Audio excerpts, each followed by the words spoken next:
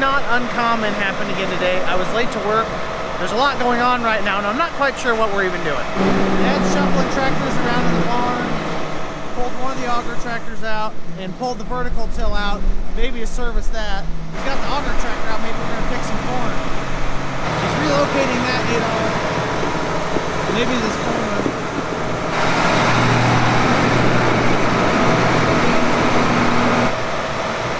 Noise in here. At least he left us room to get in and out the door. It's probably DJing right now, so it's another day of shuffling. Sometimes I wonder if we just move tractors around to feel like we accomplished a lot today. I was really hoping we were going to go pick some corn or something. One thing other than the GPS that we share in our planter and our combine tractors is our tool sets. There's no reason to have an extra set of tools in a planter tractor that's not even being used. A socket set, a wrench set, a hammer, and pliers. I would assume he's got a screwdriver in here somewhere. Window cleaner. There's a screwdriver out. Think he wants his toilet paper in the combine? I think I'll steal this iPhone charger and take it to my tractor for this fall. Probably be nice to have. Was it cleaning the filter? No. Just running it? Slow charge starting, so I just turned the battery low. We got a lot of equipment outside right now.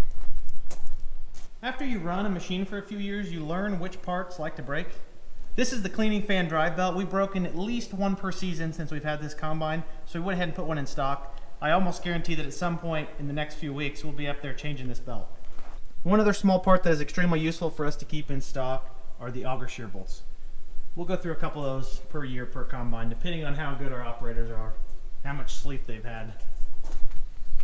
While Dad and I were out securing parts, Chris and Jeff got the Landau vertical till serviced. This has daily grease circs on every single bearing on the disc gangs. At least they did it in the grass. It's a lot more comfortable. This is an extremely well-built piece of iron. And the blue actually looks pretty sharp. I kind of like the blue and green together. It's a nice little combination. Since we finally have the vertical till out, we've got the grain cart hooked up, there's room in the barn, the augers are out. I think right here, right now, is where the equipment tour gets filmed. Just so you know, this is where it happened. I'm gonna start doing some shuffling. Time to do some ear testing. For a good fair test, you really have to walk in at least past the inrows. I chose the field entrance, that way I didn't have to walk through 48 rows of inrows.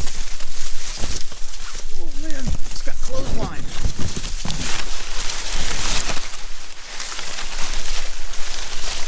That is some very healthy looking corn. Let's get somewhere average in the field. Still a lot of green in the plant. Man, that's tall. And that's super tall corn. I'm really hoping that we're going to be extremely excited with the yields in this farm. Okay, this looks pretty good. Pull some fair ears here.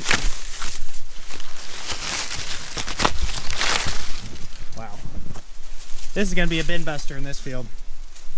I got my 3 ears, but I'm going to go to a few other fields. That way when I go to the elevator, it's worth the trip. We don't have the technology on our farm anymore to quickly and accurately test moisture. Really, we don't need to because our combines can do it. Pulling up to Campbell's right now to pull some more ears. That first farm was Chamberlain. I think this corn will probably be drier. It didn't have fungicide on it. Find a good spot to walk in. Just got a few more ears from Campbell's. The ear size looks pretty good. I think the test weight's probably going to be a little bit lower than we'd like. These black dots all over the leaves are not a good sign. If I'm correct here, this disease is called tar spot. It's a relatively new disease in central Illinois. I think it has some prevalence in maybe the northern states. Depending on at what point this affected the plant, this could have been a major yield loss factor for our field. I really hope that this is just a late season infection, that we're not actually losing yield off of it. I'm not quite sure that there's even a fungicide program that treats against tar spot. Something to keep an eye on next year, I guess. Last field we're testing today, 110 acres, 112-day corn. Had fungicide on it. I imagine this will be our driest corn. We're gonna head over to the elevator and check these out. Here we are, Tate and Lyle Coal Station. We're gonna see what their magic moisture reader tells us. I cannot go inside due to COVID, so Josh, the manager, is gonna come out, shell the ears, and then take them in and test them and let me know what they see. Okay, our results are in. Our wettest corn was Chamberlain at 30.7%. That's way off from harvesting. And our driest was Virginia Campbell's. It was 25%. So that'll be our closest. 110, which I thought would be our driest, was like 112-day corn, was only 25.6%. So it's still 2 to 3 weeks out, I bet.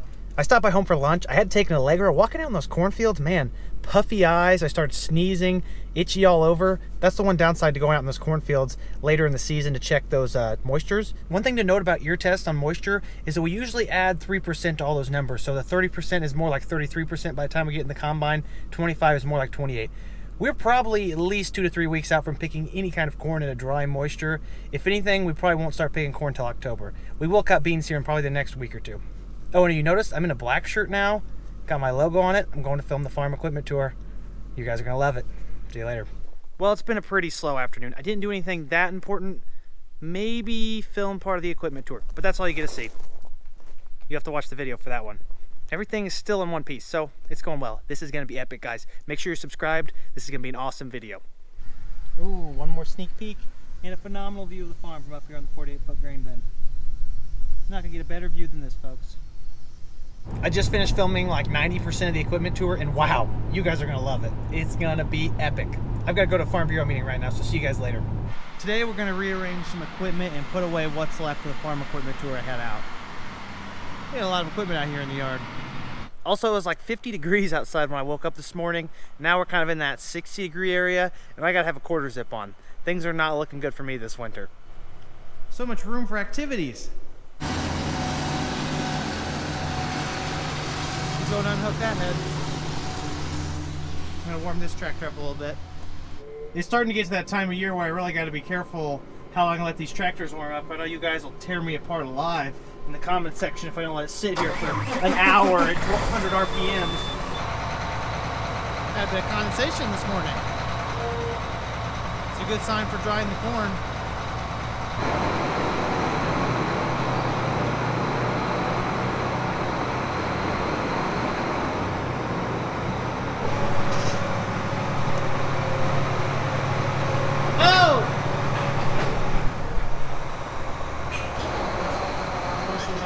Probably ought to fold this down that way, don't break it off on the barn.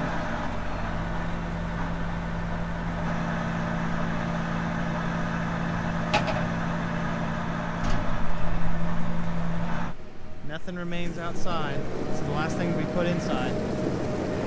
Corn heads and the rippers are unhooked over there, vertical tails in the barn.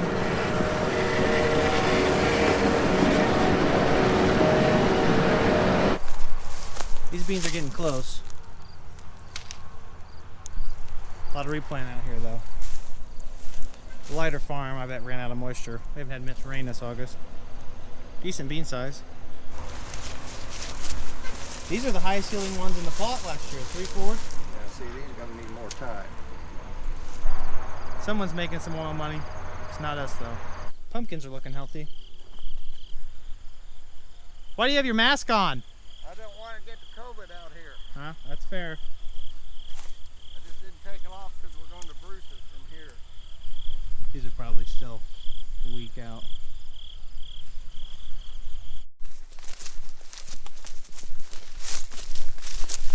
Look at the cracks out here. Not yours.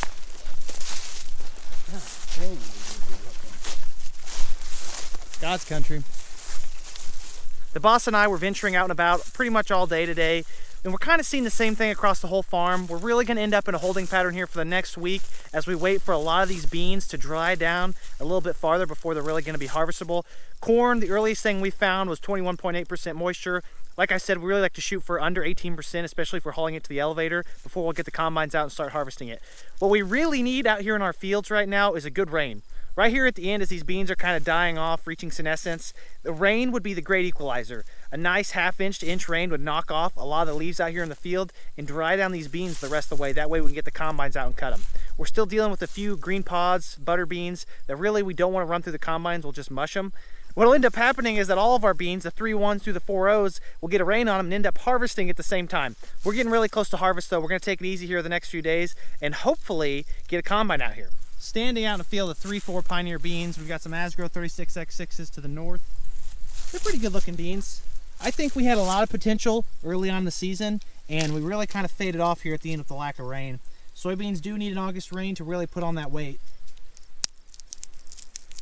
There are a lot of dry beans out here, and honestly the field's not that far off from cutting, but there's a lot of green ones too. You can definitely tell different genetics out here in soybean fields. These are kind of a pale brown, whereas these are a more darker, earthier tone. Pioneer, Asgrow. And the Asgrow beans look good. We need to make room for the batwing mower, that way we can have the 7800 free so we can run an auger here in a week or so. Traditionally, we park it right here where the backhoe is, so we'll back the backhoe out and then go from there. Uh-oh. Barn dog. Hello, puppy. A lot of tail action this morning. You're not supposed to be in here. All right, you better watch out. I gotta work.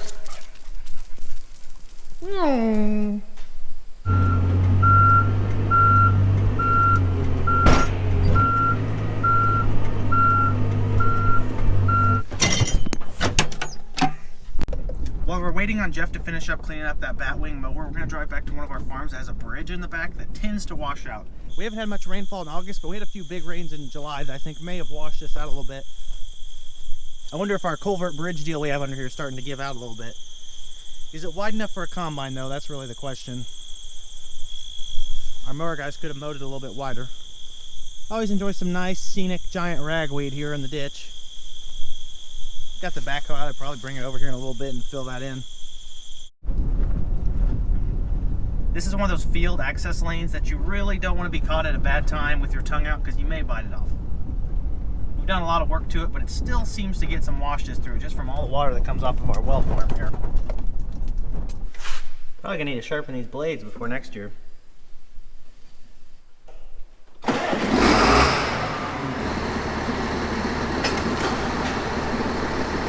Now we gotta put the hammer strap on the hitch and change the PTO from 1000 to 540. That way it'll fit the auger.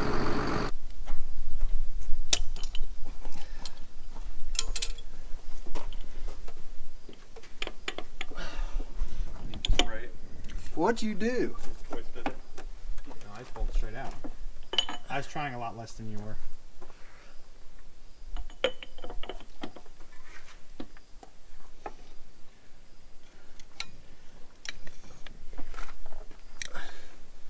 We're pretty good at this now. You got a lot of experience, huh? Well, I would say the same thing, but I think 2 years ago when we changed this, we were out here for 20 minutes.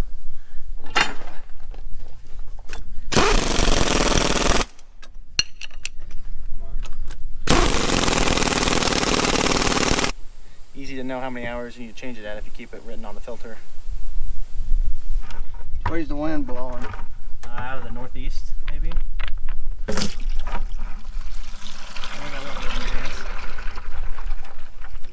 The 7800 is now serviced and ready to be put on one of our 13-inch augers. We changed the engine oil, add a little hydraulic oil, put the hammer strap on, and changed the PT over to a 540. And we greased it a little bit. It's ready to do some work here in a couple days. We're wanting to attach that box to the side of the silo, right where that bolt is, but it's spinning. So I'm going to have to be careful. There's no vagrants or raccoons in here. Marty the electrician. Jack of all trades. Master of none. Master of none, you got it. I did my part. I almost didn't make it out alive.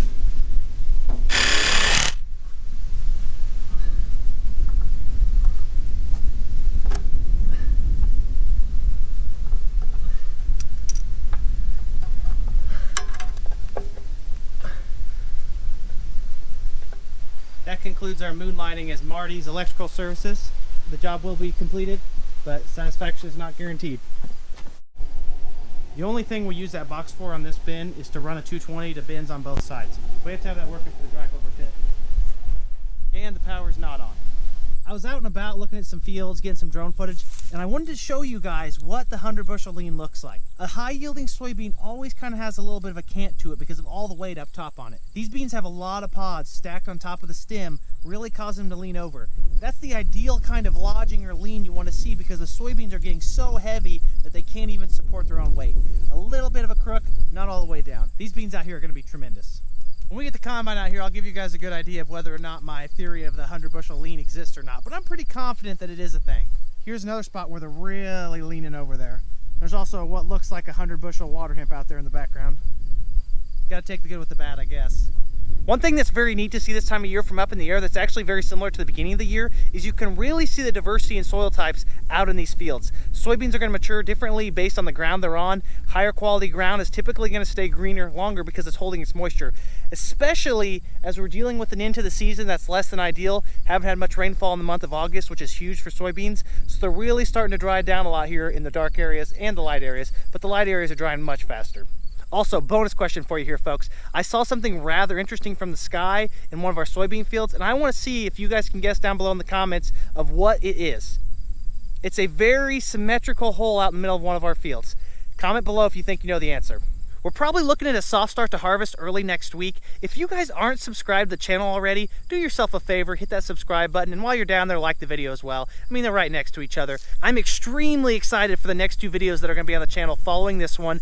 We have a Corteva and Pioneer Seed sponsored soybean yield guessing contest giveaway with some awesome seed swag for you guys. I know you love it. And we have the equipment tour right after that. That's going to be huge. I've already put together a lot of footage. I have a little bit more to do. It's going to be awesome. So make sure you're subscribed, like the video if you enjoyed it, and comment if you have any questions. You know I love to talk about farming. Thanks for watching, guys. Have a great night. Peace!